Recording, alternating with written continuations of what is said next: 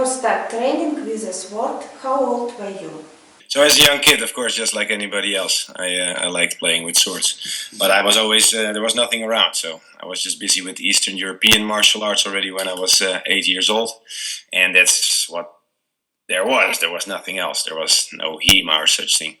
But like I started with stage combat and reenactment when I was about 19 years old or something like that.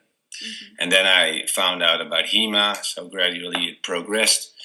And in the end, I started my own club in 2002. Mm-hmm. And we've been doing this now for 23 years or something. What's the name of your school? My school name is AMEK. So it's Academy for Medieval European Combat, mm-hmm. roughly translated. Mm-hmm. So an academy for historical fencing. What kind of weapons do you work? Well, we have basically, because I believe it's impossible to do everything. I mean, unless we have all doing this for 8 hours a day, then maybe. But I mean, I'm not doing it 8 hours a day, although I'm doing it professionally, so I make my money with it. But during the day, I'm off, and in the evenings, I teach. So we got like 4 weapon disciplines, basically. So, or 5 actually. Mm-hmm. So it's like Longsword, Dusak and Messer. Mm-hmm. And then we have ringen, so wrestling, and we have dagger work. Mm-hmm. So that's basically what we focus on. And sometimes, or we invite instructors, or we go to pole weapons or whatever. But these are the main 5 disciplines. Why did you pick up a sword? Well, can you rephrase the question? What I mean, because you're implying that I don't like other weapons. I mean, I picked a lot of weapons. I also like modern weapons, I also do CQB, close quarter, mm-hmm. Close quarter battle. And I like modern firearms as well. But I like medieval weapons because, it's part of our legacy. And it's also gives me a feeling of, like a small window to the past, basically. Mm-hmm. So I like, making a connection with where I came from. And I guess if you know where you come from, and you know where you are, I mean, the biggest chance is you will know a little bit where you're going in the end. So past, present, and future. How do you think? What is the basis of fencing? Well, my basis is, of course, the Lichtenauer tradition, and I also do some Italian stuff, but basically I stick to the German tradition because it's closest also to my country, and it's for me the most clear to interpret. So, and the German guys, basically, so the German experts, they I would say they agree basically almost about 90%, maybe even more.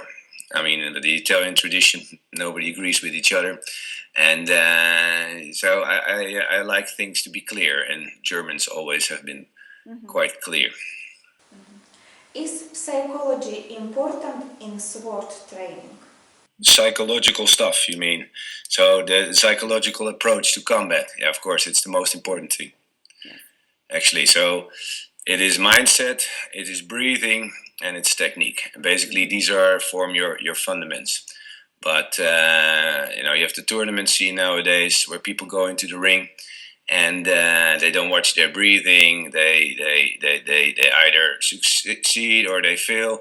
But often, a lot of people, only the high top guys, they analyze a lot of stuff and they know how to improve things. But if you and the psychological approach can really, and also analyzing everything what you do, can help you progress much faster. I see a lot of people struggling and going in a path that is actually taking much longer, and you could theoretically and also practically gain fast superiority in a sense if you start working more from the brain. And the combat part, I don't do a lot of tournaments anymore. I do once in a while, and I still win medals once in a while. But for me, the most important thing is, for my students also, is in fact the psychological part, but also when you go out in the streets, dualism, basically conflict situations, how you deal with certain things, how you deal with stress, how you deal with anger and frustration, how do you keep to yourself so you don't go into the energy of the other guy, when a guy wants to basically manipulate you, and it's easy to get drawn in, I mean, even if you have a discussion with somebody or your relationship, your partner, it's easy to lose yourself, and it's the most valuable thing and the most important thing to basically stick to your core energy and don't let nobody fuck with that energy. And if you stay true to yourself, you will succeed. How do you think? Why so many people desire to learn fencing? Not many people want to learn sword fighting, so actually that is not correct. I mean, there's only a few people that want to learn how to fight swords. We have about, a couple of years ago, we had like 15,000 practitioners worldwide, and to be honest, that is, I mean, it's really pathetic if you compare it to other sports. I mean, there's millions of people playing soccer. We have 15,000 people playing with swords.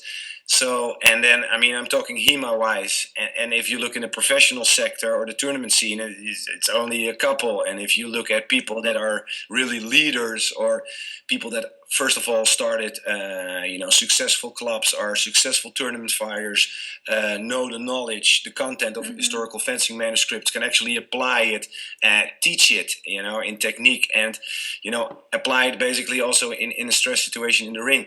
It's only a handful of people. So I think that not many people are sword fighting, and we should find a way to draw more people in. And we've been doing it for more than 20, maybe 30 years, basically. And to be honest, I think our marketing is maybe has been a little bit weak. It's now getting stronger. But that's one of the things I want to do is, for instance, make movies, make action movies where Hema is basically the center, like action movies, basically where there's Hema, because I think television, movies, and all this stuff, this is the way to promote and get more people into historical fencing, and also kids. We should target kids more. Too many clubs are just doing adults, and we should see if we can also target the youth. So I have cool youth programs, etc., etc. Do you have your own methodology of teaching fencing? Yeah, of course. I guess everybody has a certain way of doing things. But what my personal preference has always been, it has to look good. It has to be biomechanically good. So I'm also, proud to say that I raised a couple of fighters in the Hema community, and the reality is they move extremely well. I mean, they still win best awards for technical fencers, and I got Mathies Kool, Sverre Vijvers is one of my students, and he's also he doesn't go out that much, but people know him. He's very good referee also for tournaments, and also good tournament fighter, but has really good. Extremely good technique. They move really well. For me, most important is biomechanics. So I analyze a lot of stuff, and that all happened because of my wrist problems. I had to stop fencing 10 years ago, or maybe already 12 years ago, because of problems with my wrist, and I decided to analyze more the Longsword biomechanics. And also Matt Gallas, of course, really helped me on my way with that. I owe him a lot. And biomechanics is most important. Then second thing is the psychological part, the technical part. And if you have combined all these elements, you already are better than than a lot of tournament fighters that are just focusing on competing. It's a more difficult path, but in the end, I think you honor our historical forebears better by really trying to analyze the biomechanics and make sure that we at least move the same. And of course, it's not possible, but maybe get a little bit of the psychological approach also, and focus on these kind of things. So, and I focus on the medieval manuscripts, of course, so I follow those things. And if you want to look at the class situation, we do always 20 minutes, 15, 20 minutes really tough warming up. So a lot of breathing exercises, sweating, squats, push-ups, crunches, planking, whatever, interval. And then, we do basically technique. And often in the end, we also sweat a little bit. So people go home with a high heart rate, so they burn a little bit more fat and calories. So, and they feel good, when you go home, you sit on the couch, you think, fuck yeah, I had a workout, I had fun, I learned something, and you're a little bit better in shape. How much time a person needs to become a master? Well, that is impossible to answer because, first of all, you have a few problems. The first problem is already what the hell is a master? I mean, a master.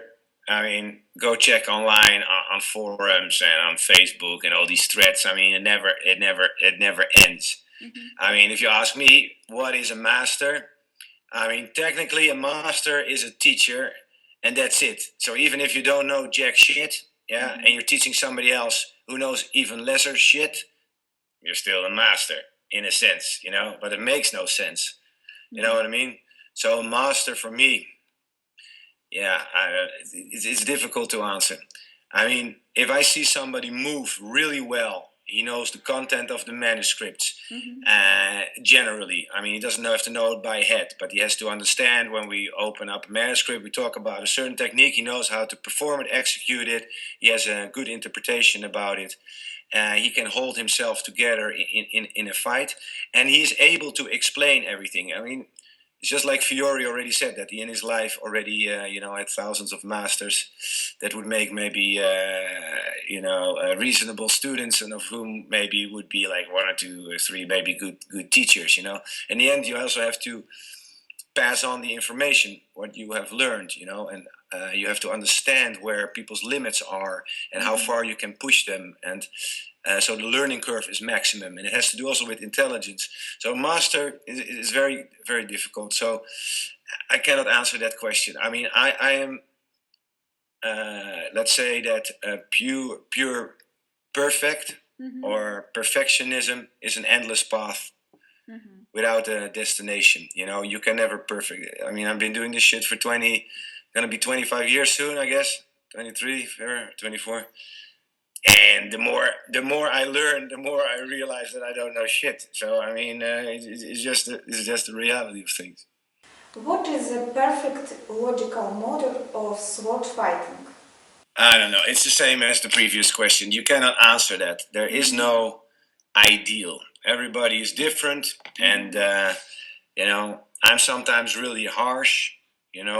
When I teach, and not everybody can handle that. So I think that you have to be able to push people and feel people and know how far you can go with them to have a maximum learning experience. I think that is most important, to have a maximum efficiency in your learning curve. And that is something where the leader or the master really has to take notice, because that is very important. What is a sword for you? Well, for me, it's a sword. Well, I guess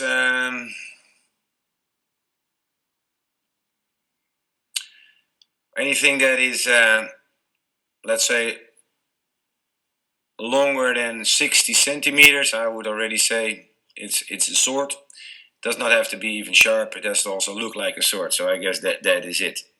But I mean, I don't know. Sword is a sword. I mean, you got big ones, you got small ones, you got heavy ones, you got light ones.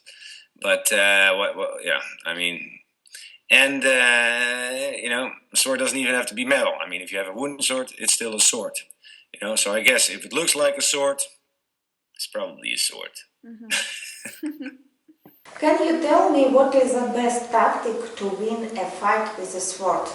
Well, stay true to your own energy and keep thinking, keep breathing, and make sure you don't burn through all your carbs and your oxygen, because your brain just runs on carbohydrates. So you have to stay cool to your own energy and stay to yourself, because the more relaxed you are, and the most important thing, and you will not hear anybody say this, is that self-consciousness will kill you in a fight. So as soon as you become self-aware, it means your focus is on yourself. Your focus is not on your opponent. And it's called a psychological collapse. I mean, basically what happens is you focus back on yourself. So let's say if you're in a fight, let's say a tournament, Hema tournament, and you think, oh, my girlfriend is there. Oh my God, she brought her mom, Oh, Jesus Christ. I mean, oh man, I made a mess. I tripped over, made an idiot out of myself. I mean, she's going to think now I'm an idiot. I have to perform, or whatever you take. You become self-conscious. That is a disaster. So there is only now. Yeah, and once you become self-conscious, the other guy will score points on you almost like immediately. Will happen fast. So you have to immediately when it happens, focus on the other guy. And I'm also an actor now, so I do a lot of more acting stuff, and it is actually exactly the same. So if you see actors on TV, they become self-conscious. It looks fake. The best is to respond and follow your true impulses. So if the only way to do it is focus on the other guy, because that other guy will give you all you need. So I guess that is basically it. Tell me please, how to use the sword in attack, and what determines it? I mean, if you ask a Japanese guy, let's say, you ask a Japanese old sensei, for instance, he would most likely say, you attack the guy when he's inhaling. Yeah, because when you fight, people exhale. So when people are inhaling, and you attack them at that moment while you're exhaling, there's a problem. So you get people off guard. And of course, in fencing theory in the European tradition, I guess it's the same, but it's difficult to see if somebody's breathing in or out. But you can look at the guards. So you stick to the fencing theory. So, I mean, you can the 4 verzetten. I don't know, it maybe doesn't mean anything to you, but like, Zwerghouw against Fontag, Kroempouw against the ox, Scheitelhouw against Alber, and Schiel against the plow. The biomechanics of moving from one guard to another guard already creates openings where you can attack. And a lot of people don't use that. They will wait basically till the other person attacks or they attack. But before that happens, there's a lot of stuff happening, and then people are good in the voorslag, so like really fast attacks nowadays. And speed, right timing, that is all very important. If you do it right, you can go home very fast. I mean, it's the same as playing tennis. People are waiting, professional tennis. The other guy is making the serve, and poof, the ball just passes, and they go like, it went too fast. That's the perfect hit with tennis. And you also have something similar, of course, with Hema. The next question: how many basic movements is with the sword? You mean how many strikes there are? Yes. 26. So you got inverted from the right. You got the long edge from the right, you got the short edge exverted, and you got a long edge also from the right, but the second one came from the left, the fourth one came from the right. So only diagonal from right above to below, let's say from right above to left below, you already have 4 different strikes. And from below, through the same line, you have 3. So it's like short edge up, long edge, and then inverted again, the short edge, and you also have it on both sides. So, and you actually have 3 different ways to strike somebody in the head. You can do it from an ox position, like a Sturzhouw on both sides, and you can do it with a Scheitelhouw. So, but if you, most people will come probably to 24 if you calculate everything. But what I call a weird, I call it some kind of underswerk. I don't know, but it's when you bind somebody with the sword and you flip immediately the point backwards underneath. So it's very quick rotation to the hands. It's a very strange strike with a short edge. It's just like, so in the end, you got 26 different biomechanical strikes, which is a lot. Because with the classical Bushido, let's say with katana, you have only 9.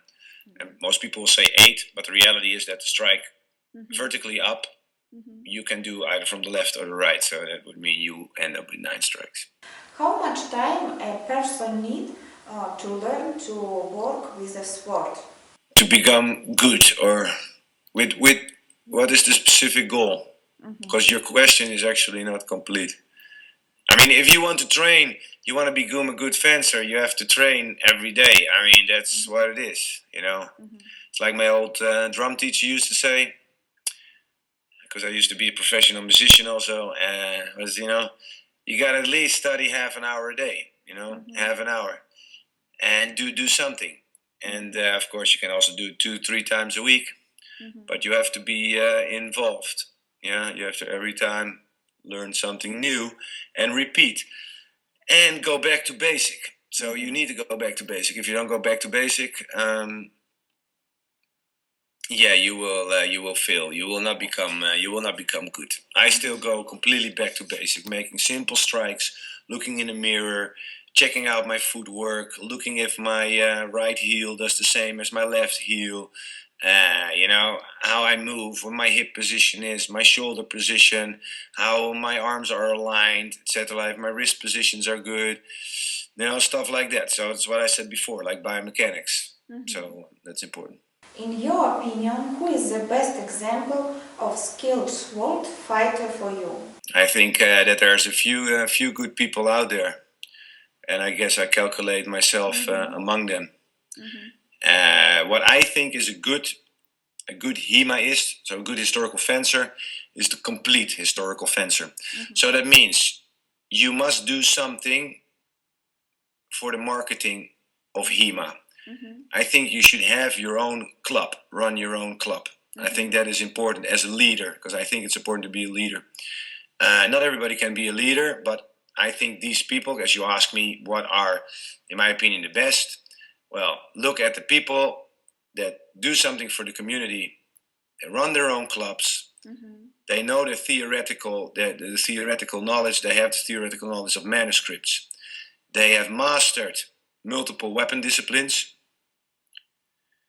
Yeah, and they can fight in the ring and actually perform well. And it's nice to watch. And they win also medals.